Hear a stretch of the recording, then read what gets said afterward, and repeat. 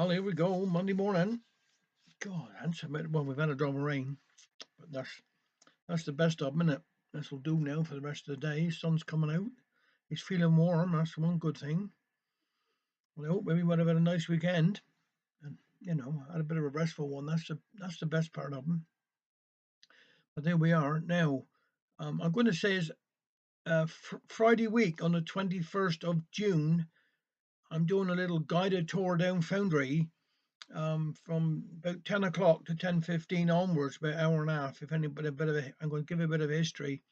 This is a federation, one of the what we call one of the federation walking week, and I'm doing one on say the Friday morning. So if anybody wants to come, I say numbers are limited, but I suppose 30 is enough. Um, show around for an hour or so. So, but if you can just contact me if you want to and say that you would like to. I think that's no problem at all. All right. So that's Friday week. Down by the Heritage Centre. That's where we'll meet. Now birthdays. We got June Ara's today. Is her birthday today. Happy birthday. Eddie James, mate of mine, went to school with Eddie. Happy birthday to you today, boy. And then of course a dear great friend of ours, Liz Lloyd, is her birthday today. Thank you, Liz, for all you do for us. It's absolutely wonderful. Thank you very much. Now tomorrow is another great friend of mine, Paul Mason. I must have a few friends, I suppose. Paul Mason. And then Tim Tucker is his birthday tomorrow as well. Simon Alwyn, that's John Alwyn's boy, and it's his birthday. But all tomorrow. That's Tuesday. So that's good. Now I'm going to do one of your day a little Cornish story, and it's called the Piskie Thresher. Piskies are of several sorts, some kind and some mischievous, and some are both at various times. Many people used to believe that they were really the souls of children who died before they could be baptized, and so they live in their own world here on earth instead of going up to heaven or below to the underworld. Perhaps that accounts for their innocent and impish ways. This is a story of a Piskie who, at least for a time, was helpful and did a farmer a very good turn. Eka Tregegalis had a small farm near Loo. He didn't earn much money from it, only just enough to live on and sometimes a little besides. He had no wife, only a mother who was getting so old she could do very little about the house. So Ika had to look after himself and get his meals as well as do all the work on the farm. One year the large field of corn which Ika had sown ripened in a bountiful crop with thousands of ears full of good golden grain. Hector had never had such a crop before, but his problem now was how to get the harvest in and thrashed in time to get into market. Nobody else around could help them. They were all either hard at work on their own harvest or out fishing, for the old saying, when corn is in the shock, the fish are on the rock, was true that year, though very little to help Icke.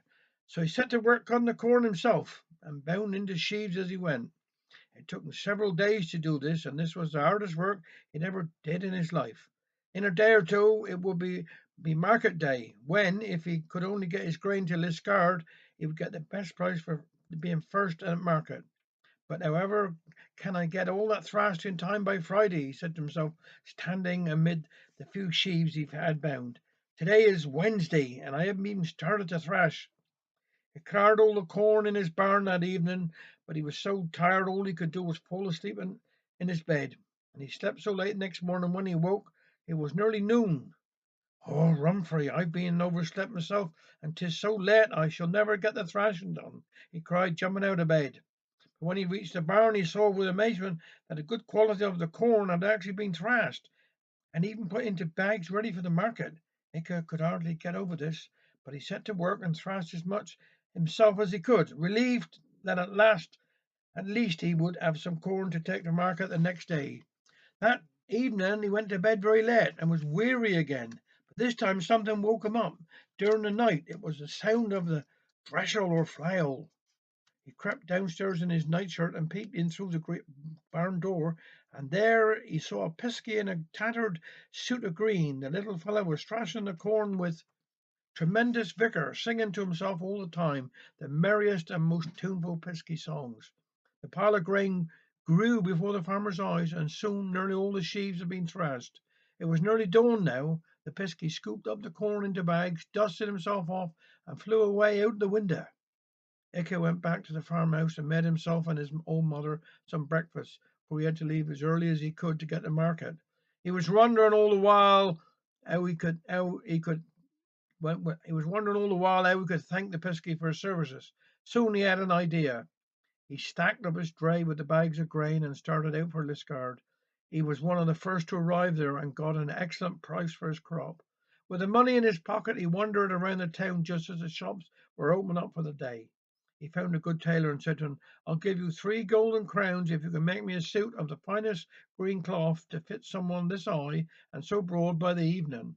The tailor was delighted with the price and began to make the suit immediately. That night, before Ike went to bed, he laid out a new suit of green in the barn near the threshold. There were still some sheaves left to be thrashed, and Ike this time stayed up late until he heard the threshold going in the barn. He crept out to look, and as he peered in round the door, the flail stopped, for the Pisky had finished thrashing all the corn. Ike saw him putting on the new suit and looking down at himself admiringly. Then the little man cut a few capers, giggled to himself, and then sang, "Pisky fine and Pisky gay, Pisky now shall fly away." Out of the window he went into the night, and that was the last Ike ever saw of him. So there we are. Be careful when you're thrashing. Have a nice day.